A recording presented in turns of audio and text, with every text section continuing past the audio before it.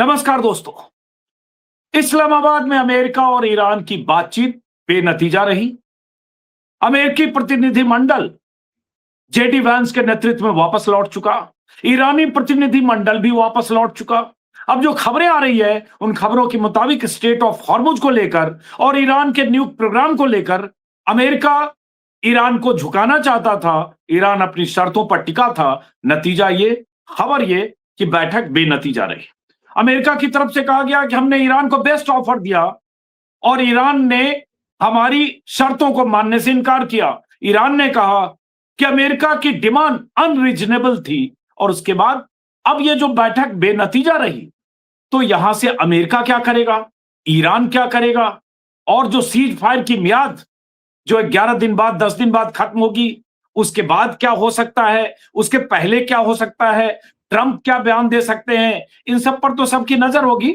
लेकिन ईरान में क्या माहौल है, ईरान के लोग क्या सोच रहे हैं। अगर 71 लोग वहां से आए थे, मीनाब में मारी गई बच्चियों को प्रतीक के तौर पर उनके बैग और उनकी तस्वीरें उस विमान में लगाकर, जिस विमान से ईरान का प्रतिनिधिमंडल आया था, वो प्रतिनिधिमंडल अब वापस लौट रहा है और ये बातचीत का कोई नतीजा नहीं निकला। तो ईरान के लोग क्या सोचते हैं, इसी को समझने के लिए हमारे साथ एक खास मेहमान है जिन्हें आप कई बार हमारे यूट्यूब चैनल पर देख चुके हैं। जमीर अब्बास जाफरी साहब रहने वाले भारत के हैं लेकिन रहते ईरान में हैं और रिसर्च स्कॉलर हैं, फेलो हैं।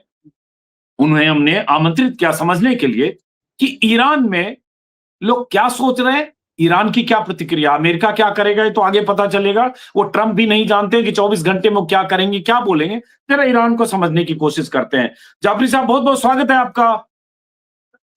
बहुत बहुत स्वागत है आपका जाफरी साहब। शुक्रिया, बहुत बहुत आदाब जी, शुक्रिया, बहुत बहुत आदाब अर्ज करते हैं। शुक्रिया, आदाब। पहला सवाल यही है कि जो मीटिंग बेनतीजा रही, जिस मीटिंग के लिए कहा गया 20-21 घंटे की बैठक चली, तमाम तरह के जोखिम मोल लेकर ईरान से इतने लोग पाकिस्तान पहुंचे और उसके बाद खबर ईरान में भी गई, तो ईरान में क्या माहौल है, क्या प्रतिक्रिया है लोगों की, किस तरह से लोग देख रहे हैं इसको? देखिए, सबसे पहले तो ईरान में जनता का सवाल था कि भाई नेगोशिएशन कर ही क्यों रहे हैं। लेकिन जब आयतुल्लाह मुज्तबा खामेनेई का लेटर आ गया कि भाई हमने ओके किया है बात करने के लिए, तब पब्लिक शांत हुई कि हाँ भाई, जब हमारे रहबर कह रहे हैं तब बातचीत होनी चाहिए। वगरना ईरान के लिए क्लियर है कि मिलिट्रीली हम लोग अगर स्ट्रेटेजिक पावरफुल पोजीशन पर हैं तो क्योंकि नेगोशिएशन में 2 बार उन्होंने हमको धोखा दिया था, तो हम क्यों जाके उनसे बात कर रहे हैं। जनरल पब्लिक में ये माहौल था। जब तक कि आयतुल्लाह मुज्तबा खामेनेई का लेटर नहीं आया तब जाके वो चीजें शांत हुई। तो ईरान की पब्लिक, कल मैं रात को आ रहा था ड्राइव करके, तो एक लेडी ने प्ले कार्ड लगाया हुआ था। उस प्ले कार्ड पे लिखा हुआ था कि दुनिया जंग से डरती है, हम नेगोशिएशन से डरते हैं। यानी यहां पर यह माहौल है कि अमेरिका ने जितनी चोट ईरान को नेगोशिएशंस में पहुंचाई है उतनी चोट जंग में नहीं पहुंचाई है। जंग में हमारा फायदा ज्यादा हुआ है, हमारी स्ट्रेटेजिक पावरफुल पोजीशन ज्यादा पहुंची है। तो ईरान की जनता के अंदर बिल्कुल भी मायूसी नहीं है। पहली बात, अमेरिका से उम्मीद नहीं थी, और दूसरा, उनको ये लगता है कि जंग में उनका अपर हैंड है। अगर जंग कंटिन्यू होती है तो यही उनकी स्ट्रेंथ जो है वो और बढ़ेगी। नेक्स्ट टाइम जब बैठेंगे तो ईरान ज्यादा कुदरत और ताकत से बैठेगा। जब ये कहते जंग कंटिन्यू होती है, ऐसा नहीं है कि कोई जंग चाहता है, कंटिन्यू होती है तो ईरान में 2000 लोग मारे गए हैं, 12-15 हजार लोग घायल हैं, हजारों इमारतें जमींदोज हो गई, सुप्रीम लीडर समेत दर्जनों कमांडर्स लीडर्स मारे गए। तो ऐसा थोड़ी है कि ईरान जंग चाहता होगा कि जंग कंटिन्यू रहे। ईरान भी चाहेगा कि कोई रास्ता निकले, शांति बहाली हो। देखिए डेफिनेटली हर इंसान चाहता है कि जंग ना हो, लेकिन 2 किस्म की जंग ना हो। एक ये कि जंग अभी ना हो, 3 महीने के बाद दोबारा हो, 6 महीने के बाद दोबारा हो। तो अक्लमंद इंसान सोचता है कि ये हर 6 महीने के बाद जंग, अब ना मैं बिजनेस कर सकता हूं, ना पढ़ाई कर सकता हूं, ना कोई चीज आइंदा के बारे में सोच सकता हूं। हर 6 महीने में जंग होने से बेहतर है कि एक बार ऐसी जंग हो कि अगली बार कभी जंग ना हो।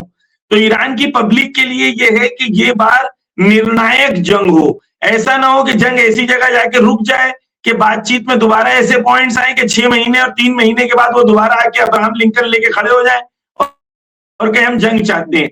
तो ईरान के लिए क्लियर है कि कुर्बानियां, बलिदान जो दे रहे हैं, इतने लोग मर रहे हैं या मसलन इमारतें टूटी जा रही हैं, लेकिन जितनी इमारतें टूट रही हैं उतनी ही तेजी से इमारतें बन भी रही हैं। मैं तेहरान के मेयर का इंटरव्यू देख रहा था, वो बता रहे थे कि 36,000 यूनिट्स घरों के टूटे हैं तेहरान में, उसके अंदर से 13,000 हमने ऑलरेडी बना के दोबारा हैंडओवर भी कर दिए।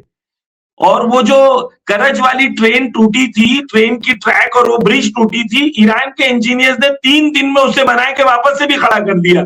तो जंग अच्छी चीज नहीं है, लेकिन आप अपने हक के लिए अगर वो चाहते हैं कि आपका हक छीन ले, देखिए अंजुम जी, हम एक ऐसी दुनिया में रहते हैं, अनफॉर्चुनेटली ईरान का $7 बिलियन साउथ कोरिया के पास पड़ा था। 7 बिलियन, 7 अरब डॉलर। साउथ कोरिया को ईरान ने कहा भाई हमारे पैसे दे दो, वो कह रहा है कि भाई $1 बिलियन हम कमीशन में लेंगे। ईरान ने कहा कोई बात नहीं, 6 बिलियन ही दे दो। वो कहा नहीं नहीं, आपके ऊपर सैंक्शन है, नहीं देंगे। ईरान ने कहा भाई दवाइयां भेज दो, जरूरत के सामान भेज दो। उन्होंने कहा नहीं नहीं भाई, हम नहीं देंगे। ईरान ने होर्मुज बंद किया। 4 बार उनके फॉरेन मिनिस्टर ने कॉल किया साउथ कोरिया के, कहा कि भाई तुम्हारा 7 बिलियन भी ले लो, और जो ऑयल तुम दे रहे हो वो मार्केट रेट से डिस्काउंट में देते थे, हम मार्केट रेट से ज्यादा में देने को तैयार है।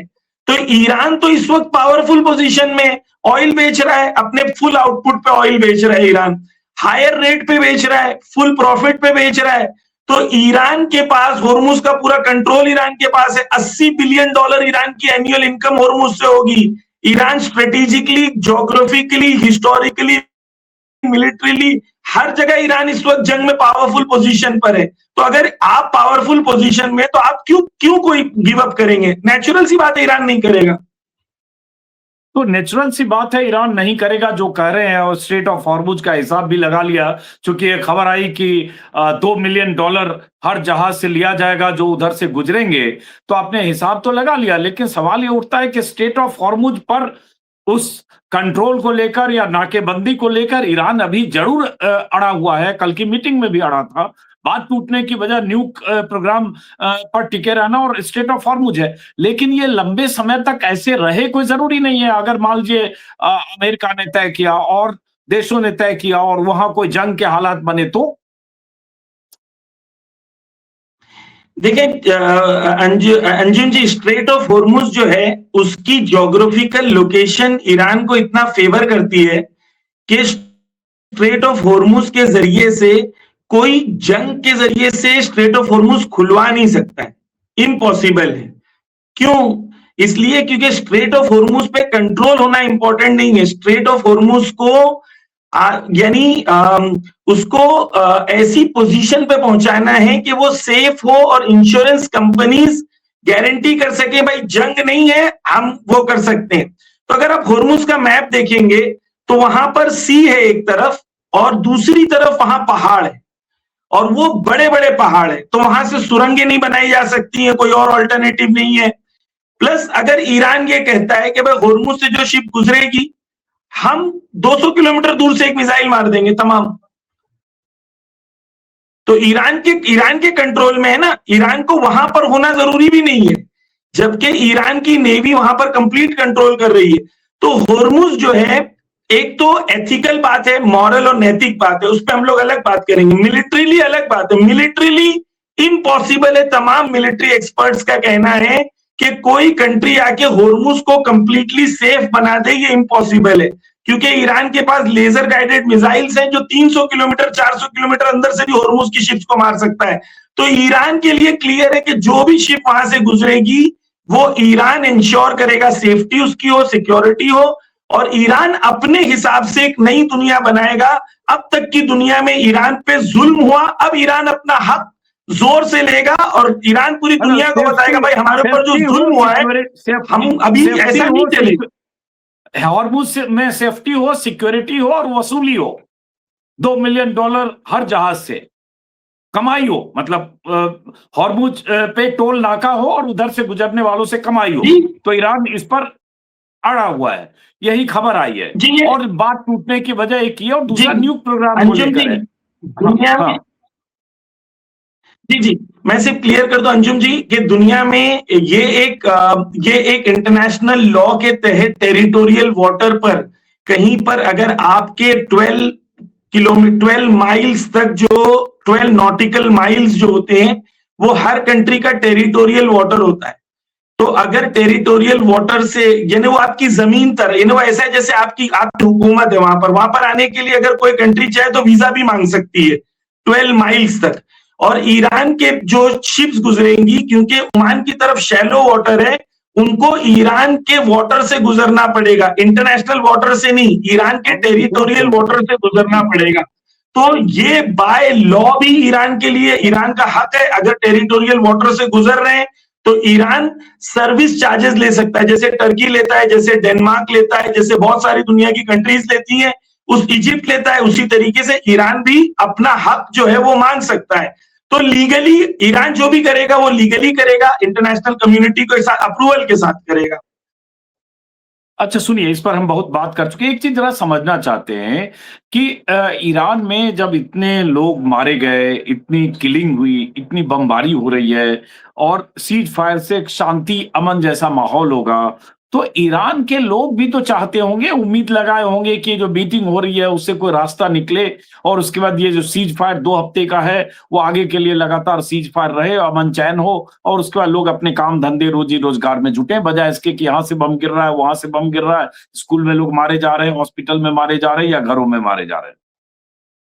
अंजुम जी ये ऐसे ही समझे कि आपका खुदा ना करे कोई कोर्ट केस है, ठीक है, और आपका केस फंसा हुआ है, आपका हक कहीं और फंसा हुआ है। $120 बिलियन ईरान के कहीं और दूसरी कंट्रीज में फंसे हुए हैं। पूरी दुनिया ने उनकी इकोनॉमी को तबाह करने की कसम खा ली है। जो 50,000 तुम्हारा 2,500 रुपया था अभी 40 रुपया हो गया।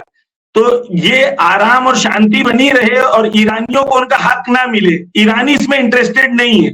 ईरानी इंटरेस्टेड है कि जंग भी हो, हमारी कुर्बानियां भी जाए, बलिदान भी जाए, लेकिन हमको अपना हक मिले। दो दो कॉन्सेप्ट हैं, एक है शांति और एक है जस्टिस। दुनिया में सब लोग कहते हैं भाई शांति होनी चाहिए, पीस होनी चाहिए, लेकिन क्या जस्टिस के बगैर पीस पॉसिबल है? यानी अगर किसी को हक उसका ना मिले, उसको जस्टिस ना मिले, तो क्या उसको पीस को प्रायोरिटी देनी चाहिए या जस्टिस को प्रायोरिटी देनी चाहिए? दो तरीके हैं कि भाई हम लोग कहें भाई पीस हो, वो हम पर जुल्म करते रहे, कोई प्रॉब्लम नहीं है। ये तो जिंदगी नहीं है, इसे हम जिल्लत की जिंदगी कहते हैं। इज्जत की जिंदगी ये है कि आप जालिम के सामने ना झुके, अपने हक के लिए लड़े, अपने हक के लिए खड़े रहे। हम जंग तलब नहीं है, लेकिन अपने हक को छोड़ने वाले लोग भी नहीं है। अगर हमारा हक है तो हमारा हक मिलना चाहिए, अगर लड़के मिलना चाहिए तो लड़के लेंगे। जैसे मैंने कहा कि इतने साल तक ईरान ने बात की, 40 साल ईरान ने बात की, 40 साल में ईरान को सिवाय सैंक्शंस के कुछ नहीं मिला। 40 दिन ईरान ने मिसाइल मारी, पूरी दुनिया ईरान के साथ रेडी हो गई, भाई ऑयल ले लो, भाई सैंक्शंस खत्म हो गया, भाई बेटर रेट में ले लो, भाई होर्मुज से हमारा सामान छोड़ दो। दुनिया ऐसी है, दुनिया स्वार्थी है, हर इंसान अपना फायदा सोच रहा है। ईरान पे सैंक्शंस लगे तब कितने लोगों ने कहा कि भाई आपके ऊपर गलत सैंक्शंस लग रहे हैं, दुनिया ऑयल बेच सकती है तो आपको भी बेचना चाहिए। तो ईरान के लिए क्लियर है कि ईरान का जो स्ट्रेटेजिक इस वक्त प्रोमिनेंस है ईरान के पास, वो ईरान नहीं छोड़ेगा। और ईरान के ऊपर जो जुल्म हुए हैं 40 सालों से, ईरान वो जुल्म को काउंटर करेगा और अपना हक जो है वो पूरा वापस लेगा। ईरान के लिए बिल्कुल क्लियर है और ईरान की पब्लिक जानती है कि after this war Iran will enter into a golden age, और इकोनॉमिकली भी ईरान एक गोल्डन एज में एंटर होगा। तो अगर ईरान थोड़े बलिदान देने के बाद एक गोल्डन एज में एंटर होने वाला है तो क्यों वो बलिदान ना दे, ताकि अपनी आइंदा नस्लें जो है वो गोल्डन एज में जिंदगी गुजार सके। ये गोल्डन एज का रास्ता हॉर्मुज से वसूली के रास्ते आता है। बहुत सारी चीजें देखें, खाली होर्मुज नहीं है, होर्मुज वन ऑफ द, एक तो ये है कि ईरान के पास देखें ऑयल दुनिया का 4th नंबर है, gas 2nd largest producing country है, लेकिन ईरान को बेचने नहीं दिया जा रहा है। ईरान के इंजीनियर्स, आपको मैं एक मिसाल दूं, अमेरिकन कंपनीज जो वो बनाती है कार्टून्स और एनिमेशंस बनाती हैं, उसका सबसे बड़ा one of the biggest market जो बनाने की वो ईरान है। ईरान के पास आर्ट है, ईरान के पास हुनर है, ईरान के पास इंजीनियरिंग है, ईरान के पास मैन पावर है, ईरान के पास नॉलेज है। तो ईरान को सैंक्शंस के जरिए से रोका गया है। तो एक गोल्डन एज वो होगी जहां पर कल्चरल एक्सचेंज होगा, नॉलेज एक्सचेंज होगी, वहां पर ईरान को पूरी आजादी मिलेगी दुनिया के अंदर इक्वल रहने के लिए। होर्मुज ईरान के लिए कुछ नहीं है। ईरान के ओवरऑल स्ट्रेटेजिक पावर के अंदर होर्मुज ये है कि ईरान जानता है कि अब ईरान पर अगर हमला होगा तो ईरान पूरी दुनिया को हिला सकता है। ईरान ने ये पैगाम पूरी दुनिया को दे दिया। लेकिन ईरान के पास सिर्फ होर्मुज नहीं है, ईरान के पास साइंस है, ईरान के पास टेक्नोलॉजी है, ईरान के पास मैन पावर है, यूथ है, तो ईरान के पास बहुत चीजें हैं। इन्हें होर्मुज नहीं है, ईरान सऊदी अरेबिया नहीं है, ईरान कुवैत और कतर नहीं है कि उनके पास कुछ नहीं है सिवाय ऑयल के। ईरान के पास सब है। लेकिन जैसे अगर जंग होती है तो उसकी तबाही हर तरफ होती है। ईरान भी मिसाइलें दाग रहा है, इजराइल में भी तबाही हो रही है, इजराइल लेबनान में लोगों को मार रहा है, रोज स्ट्राइक हो रही है, ईरान में भी मौतें हुई। अभी जैसे मैं देख रहा हूँ खबर आई है शायद अल जजीरा के हवाले से, हाँ अल जजीरा में खबर आई है कि 6 लोग मारे गए हैं। तो ये जंग थमनी चाहिए। आप जिस तरह से लोगों से बात करते हैं, चूंकि आपका इंस्टा देख रहा था, बहुत सारे इलाकों में रात में घूमते हैं, लोगों से बात करते हैं, तो जनता ये मैं फिर वही कहूंगा कि ठीक है, ये जज्बा, ये हौसला कि हम झुकेंगे नहीं, हम सर कटा लेंगे, हम अमेरिका के सामने सरेंडर नहीं करेंगे, होना भी चाहिए। किसी मुल्क का इकबाल इसी से तय होता है और इसमें कोई शक नहीं कि ईरान ने इस 40 दिन में दुनिया के सामने अपना इकबाल बुलंदी के साथ दिखा दिया कि अमेरिका जैसी ताकत को या अमेरिका जैसी मिलिट्री वाले देश के वाइस प्रेसिडेंट को 20 घंटे का सफर करके इस्लामाबाद पहुंचना पड़ा। लेकिन रास्ता आखिर शांति का, अमन का तो तभी होगा जब कोई इस तरह से शांति के प्रस्ताव पर बातचीत हो। तो ईरान अपनी फ्लेक्सिबिलिटी नहीं छोड़ना चाहता, ये आरोप लग सकता है आने वाले दिनों में फिर। देखिए, ईरान ने फ्लेक्सिबिलिटी छोड़ा इसलिए पावरफुल पोजीशन पे होने के बावजूद ईरान गया मीटिंग के लिए, ये क्लियर है ईरान के लिए। दूसरी चीज है, अगर आपकी तबीयत खराब हो जाए अंजुम जी, और खुदा ना करे आप इंशाल्लाह आप हमेशा सेहतमंद रहें, मैं मिसाल के लिए कह रहा हूं, अगर किसी की तबीयत खराब हो जाए और वो दवा बॉडी का इलाज कराने के बजाय पेन किलर ले ले, तो पेन किलर उसका इलाज नहीं होता। ये जो हम जिस शांति की बात कर रहे हैं वो पेन किलर है, वो मरज वहीं पर बाकी है। यानी जो एक्चुअल प्रॉब्लम है वो वहीं पर बाकी है। अमेरिकन मिलिट्री बेसेस बाकी हैं, वो थ्रेट आपको करते रहेंगे, वो आपका ऑयल लेते रहेंगे, वो आपके सर पे खड़े रहेंगे, वो आके खुल के कहेंगे मैं ईरान आ रहा हूं क्योंकि मुझे ऑयल चाहिए। ठीक है, तो अगर वो थ्रेट आपका पूरा बाकी है और आप कह रहे हैं भाई ठीक है पेन किलर ले लो 2 दिन के लिए, तबीयत ठीक हो जाएगी, ऐसा लगेगा जंग खत्म हो गई है, भाई दुश्मन तो खड़ा है, थ्रेट भी बाकी है, प्रॉब्लम्स भी बाकी है, क्या चीज खत्म हुई है? तो अगर आप एक ऐसी पोजीशन पर हैं कि आप पे बार बार हमला हो रहा है और आप कहें नहीं भाई मैं बहुत शांति वाला आदमी हूँ, बहुत पीस वाला आदमी हूँ, मुझे बस शांति चाहिए, पीस चाहिए, भाई वो बार बार आपको मार रहा है। वो एक बार हो गया, चलो भाई ठीक है पीस कर लिए, सीज फायर कर लिए, बार बार आपके साथ थ्रेट कर रहा है। तो जब तक वो जड़ से प्रॉब्लम खत्म नहीं होगी, जब तक वो जड़ से उसका इलाज नहीं होगा, जब तक कोई इलाज उसका सही नहीं हो सकता। America is a problem. America की फिक्र है कि पूरी दुनिया मेरे कब्जे में होना चाहिए। ईरान में अभी रिसेंटली जो गोल्ड रिजर्व्स मिले हैं, गोल्ड और नेचुरल रिजर्व्स मिले, मैंने उस पर एक वीडियो बनाया था, अब मेरे जहन में फिगर नहीं है, लेकिन बिलियंस ऑफ डॉलर के सिर्फ ईरान में गोल्ड रिजर्व्स मिले हैं। तो ईरान नेचुरली बहुत रिच कंट्री है और ईरान की क्योंकि नेचुरली रिच है, मैं एक मिसाल दूंगा आपको। आयतुल्लाह खामेनाई से रफीक हरीरी के बेटे मिलने आए थे, तो उन्होंने आयतुल्लाह खामेनाई ने, इंटरेस्टिंग है, तो आयतुल्लाह खामेनाई ने उनको कहा एक फ्रेंच नॉवल है, उसके अंदर एक लड़की बहुत खूबसूरत थी और उसके गले में एक हार था, और वो गले में जो हार था उसकी वजह से वो एक खंजर लेके चलती थी। तो अब ये नॉवल का नाम नहीं मुझे याद है, लेकिन आयतुल्लाह खामेनाई ने उनसे पूछा कि आपने ये नॉवल पढ़ी है? तो उन्होंने कहा हाँ मैंने पढ़ी है। तो आयतुल्लाह खामेनाई ने उनसे कहा कि भाई अगर एक बात बताओ कि अगर वो लड़की के पास वो खंजर ना हो और वो लड़की अकेली हो, खूबसूरत भी और उसके पास सोने का हार, हीरे का हार भी हो, तो वो लड़की के साथ क्या होगा? तो कहा कि वो लड़की को लूट लिया जाएगा, उसका हार छीन लिया जाएगा, उसके लिए उसकी प्रोटेक्शन के लिए खंजर का होना बहुत जरूरी है। तो आयतुल्लाह खामेनाई ने कहा कि हिजबुल्लाह का ये लेबनान में होना ये वही खंजर है, क्योंकि तुम्हारे पास जो रिसोर्सेज है उस पर दुश्मन की नजर है। तो जंग अच्छी चीज नहीं है, लेकिन जब आपके पास रिसोर्सेज ज्यादा हैं और दुश्मन ने आंखें गाड़ के रखी हैं, तो आपके लिए इंपॉर्टेंट, ये आपके लिए क्लियर है कि भाई हम अपना हक नहीं देंगे, और अगर दुश्मन आर पार की जंग चाहता है तो हम एक बार आर पार की जंग करके दुश्मन को उसकी पोजीशन बता दें और हमारी पोजीशन हमारे लिए क्लियर हो जाए। अब ये बताइए, जैसे यहां तो खबरें आई जो पाकिस्तान के हवाले से या अलग अलग अमेरिकी वेबसाइट के हवाले से कि ये दो मुद्दे पर बातचीत फिलहाल टूटी है।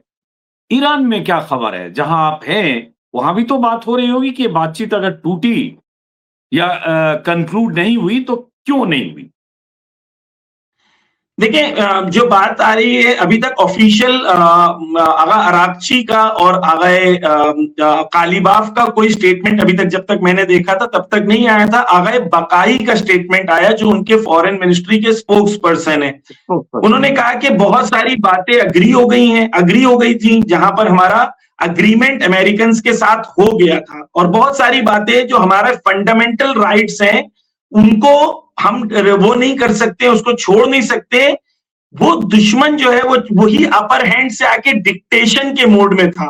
तो नेचुरल सी बात है कि जंग की पोजीशन ईरान की ये नहीं है कि वो हमको डिक्टेट करें। इस वक्त ईरान के एक फॉरेन मिनिस्ट्री के पहले फॉरेन मिनिस्टर रह चुके, तो वो गए भी थे इस वक्त जंग के अंदर। तो उन्होंने कहा था कि हम ये मुजाकरा करने नहीं आए, मुतालिबा करने आए। यानी क्या मुजाकरा? यानी नेगोशिएशन, मुतालिबा यानी डिमांड। वो कह रहे हैं कि भाई हमारे कंट्री पर तुमने हमला किया है, हमारे लीडर को तुमने मार दिया है, नेगोशिएशन के दरमियान तुमने मार दिया है, इतना जुल्म हमारी कंट्री पे किया है, तो अब हम बातचीत करने आए, मतलब हम अपनी डिमांड्स रखने आए हैं। ये कह रहे हैं जेनीवा की बात से ये बात में बहुत डिफरेंस है, क्योंकि जेनीवा में हम लोग गए थे जेन्युइन कॉन्वर्सेशन के लिए, यहां पर बिटवीन कॉन्वर्सेशन आपने हमला किया है। तो अंजुम जी, ये जिद की बात नहीं है।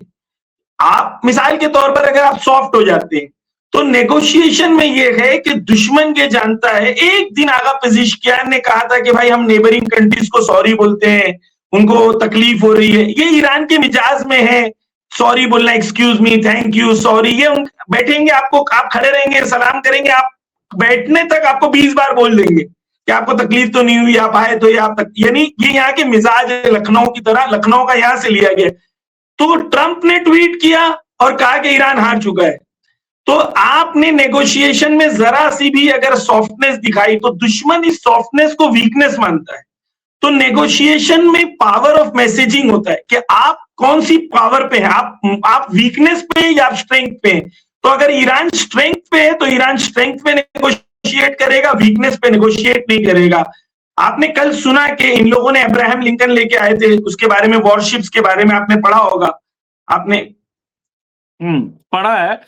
2 वॉरशिप आ रहे थे, डिस्ट्रॉयर, जो इनको वापस लौटना पड़ा। हालांकि फिर भी अमेरिका की तरफ से क्लेम किया गया कि वहां जो माइंस बिछी है उसको हटाने का काम हम कर रहे हैं। और पीट हेगसेथ तक ने भी रात को ट्वीट किया था उसको। जी, तो एक जोक भी मैं आपको सुना दूं कि जी, तो ईरान, पहले तो एक आगा अजीजी हैं जो यहाँ के शायद एक कमीशन है, उसके हेड है, मेंबर ऑफ पार्लियामेंट है। उन्होंने एक वीडियो रिलीज किया होर्मुज का लाइव, और कहा ये होर्मुज की आज की पोजीशन है, और कहा कि होर्मुज को खोलना है तो ट्विटर पर नहीं खुलेगा, वो होर्मुज में खुलेगा। दूसरा, एक बल्गेरिया की एम्बेसी ने ट्वीट किया जब हेग्जिट ने कहा कि भाई पर्शियन गल्फ के बदले उसने अरेबियन गल्फ इस्तेमाल किया था अपने ट्वीट में, हेग्जिट ने। तो बल्गेरियन एम्बेसी ने कहा कि भाई आप गलत जगह पहुंच रहे हो, आप इसलिए होर्मुज नहीं खोल पा रहे हो क्योंकि आपको पता ही नहीं है कि होर्मुज पर्शियन गल्फ में, आप अरेबियन गल्फ में ढूंढ रहे हो उसको। खैर, तो ईरान के अंदर पॉजिटिव माहौल है कुल्लन जंग को लेके। ये नहीं कि हम जंग चाहते हैं, लेकिन ये है कि अगर हमारा हक नहीं मिलेगा, जब तक हक नहीं मिलेगा, जब तक हम लोग गिव अप नहीं करेंगे। विल फाइट फॉर आवर कर रहे हैं। आप जिस पोस्ट की बात कर रहे हैं वो 12:58 पर पोस्ट हुए, मिल गया मुझे, फैक्ट है, post on truth social, can't open the straight of Hormuz, only Iran can. इसी की बात कर रहे हैं शायद। ये मुझे मिला अभी। हाँ जी। तो इब्राहिम अजीजी है शायद उनका नाम, या अजीजी तो पता नहीं, फर्स्ट नेम याद नहीं, शायद इब्राहिम अजीजी सही नाम कह रहे हैं। National head of the national security commission of the Iranian parliament. X पर तो उनका भी, हाँ, तो लाइव यूट्यूब का वीडियो उन्होंने रिकॉर्ड करके डाला है और कहा कि देखिए होर्मुज की पोजीशन ये है।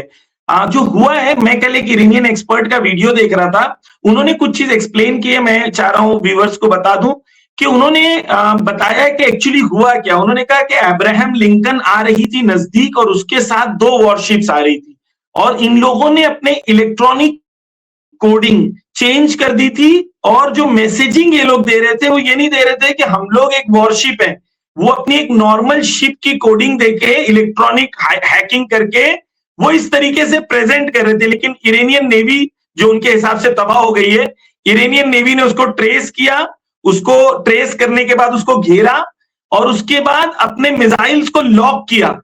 ये इरानियन एक्सपर्ट्स बता रहे हैं कि उन्होंने लॉक किया, लेकिन क्योंकि नेगोशिएशंस चल रहे थे तो ईरान की गवर्नमेंट की तरफ से इजाजत नहीं थी हमले की। तो ईरान ने कहा, तो यहां पर इन लोगों ने 30 मिनट्स का इनको टाइम दिया और 30 मिनट्स में ये लोग पलट के वापस चले गए। तो अगर अमेरिका वाकई उसके ख्वाब ये ना, हॉलीवुड ज्यादा देखते हैं तो उनको लगता है कि बातचीत चलेगी और उसके बीच में हॉलीवुड मूवी की तरह हम लोग बीच में चले जाएंगे और नेवी आ जाएगी, और तो ये ख्वाब जो है ईरान ने सारे हॉलीवुड वाले तोड़ दिए। चलिए अब देखते हैं, उम्मीद करेंगे कि ईरान का पक्ष जब आए तो पता चले हकीकत क्या है। हम सब लोग तो भारत में हैं, लेकिन दुआ यही करते हैं कि ये जंग खत्म हो, सीज फायर परमानेंट हो, जैसा कि ईरान की तरफ से कहा जा रहा है कि उसे गारंटी मिले कि ये 4 महीने बाद या 3 महीने बाद फिर जंग ना हो या हमला ना हो। मुझे लगता है होना तो यही चाहिए किसी भी संप्रभु देश पर। अमेरिका चूंकि उसे गुमान है सुपर पावर होने का, मिलिट्री पावर होने का, वो हर 5 साल 10 साल में कहीं ना कहीं हमले करता है। लेकिन ये ऐसा हमला अमेरिका की तरफ से ईरान पर हुआ जिसकी कीमत ईरान ने इस तौर पर जरूर चुकाई कि ईरान के सुप्रीम लीडर्स, कमांडर्स, बहुत सारे जो लीडर्स थे वो मारे गए, बहुत तबाही हुई, 1500-2000 लोग भी मारे गए, बच्चियां मारी गई, बहुत सारे घर, इमारत, बहुत सारी कंपनियां, उन सब की बिल्डिंग्स पर तबाही हुई या बम और बारूद बरसे। लेकिन ईरान ने जिस तरह से 40 दिनों की जंग के बाद भी अमेरिका के सामने सीना ठोक कर, सीना तान कर जिस तरह से अपनी शर्तों पर बात की, वो एक मिसाल है और दुनिया के इतिहास में दर्ज होगा कि ईरान और अमेरिका की जंग में अमेरिकी वाइस प्रेसिडेंट को 20 घंटे का सफर तय करके इस्लामाबाद आना पड़ा और ईरानी प्रतिनिधि मंडल के सामने बिना शर्त उनकी माने प्रतिनिधिमंडल और उनके बीच बातचीत बेनतीजा रही। तो कहीं न कहीं अमेरिका की शर्तों के सामने ईरान ने झुकने से इनकार किया। अब आगे क्या होगा इंतजार करेंगे। फिलहाल बहुत बहुत शुक्रिया अब्बास थैंक यू जाफरी साहब, बहुत शुक्रिया, नमस्कार, आदाब।